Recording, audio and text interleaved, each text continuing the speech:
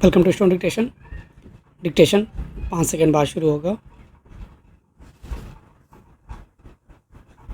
Ready, start.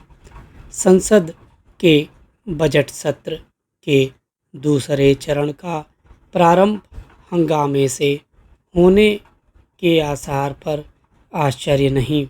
अब संसद के प्रत्येक सत्र की शुरुआत हंगामे से ही होती है और कई बार तो पूरा सत्र उसी की भेंट चढ़ जाता है।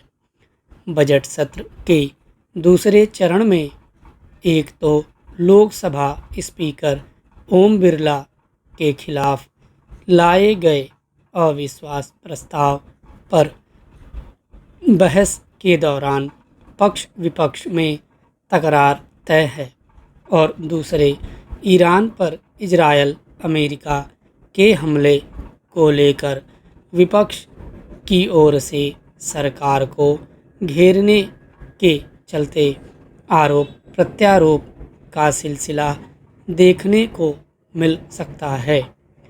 लोकसभा स्पीकर के खिलाफ विपक्ष की ओर से लाए गए अविश्वास प्रस्ताव पर चाहे जितनी तीखी बहस हो, उसका नतीजा तय है।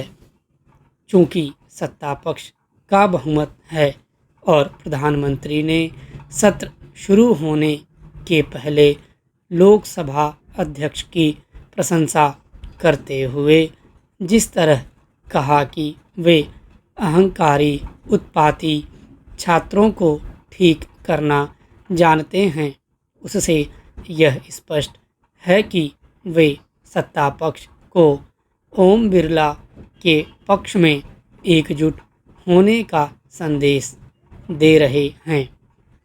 इस अविश्वास प्रस्ताव पर शक्ति परीक्षण भी देखने को मिल सकता है, क्योंकि भाजपा और कांग्रेस दोनों ने अपने लोकसभा सदस्यों को 9-10 मार्च को सदन में उपस्थित रहने के लिए व्हिप जारी कर दिया है। भले ही उच्च सदन को वरिष्ठों का सदन कहा जाता हो और यह अपेक्षा की जाती हो कि इस सदन के सदस्य सभी विषयों पर कहीं अधिक धीर गंभीर और दलगत हितों से ऊपर उठकर चर्चा करेंगे, लेकिन सच यह है कि अब लोकसभा की तरह राज्यसभा में भी हंगामे के दृश्य दिखना आम हो गया है। बजट सत्र के दूसरे चरण के पहले कांग्रेस समेत कई पार्टियों ने इजरायल अमेरिका द्वारा ईरान पर किए गए हमले और ईरान के सर्वोच्च नेता अयातुल्ला अली खामेनेई की मौत पर भी बयान जारी करने की मांग की है। हालांकि सरकार की ओर से खामेनेई की मौत पर शोक जताया जा चुका है, लेकिन कांग्रेस समेत कई विपक्षी दल इस पर जोर दे सकते हैं कि सरकार उनके मनमाफिक बयान जारी करे।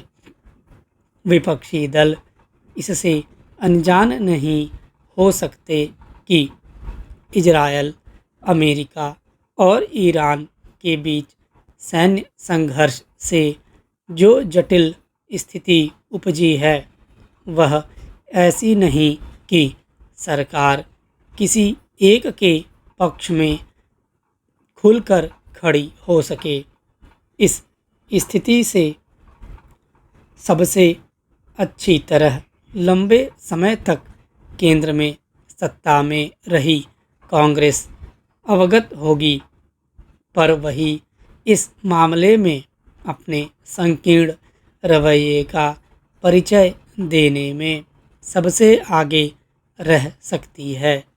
इसका प्रमाण सोनिया गांधी का वह लेख है जिसमें उन्होंने पश्चिम एशिया संकट पर सरकार के रवैये को कोसा।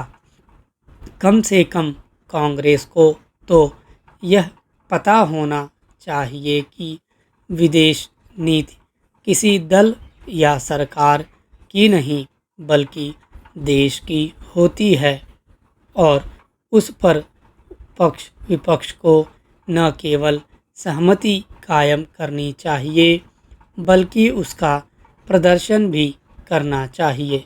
स्टॉप।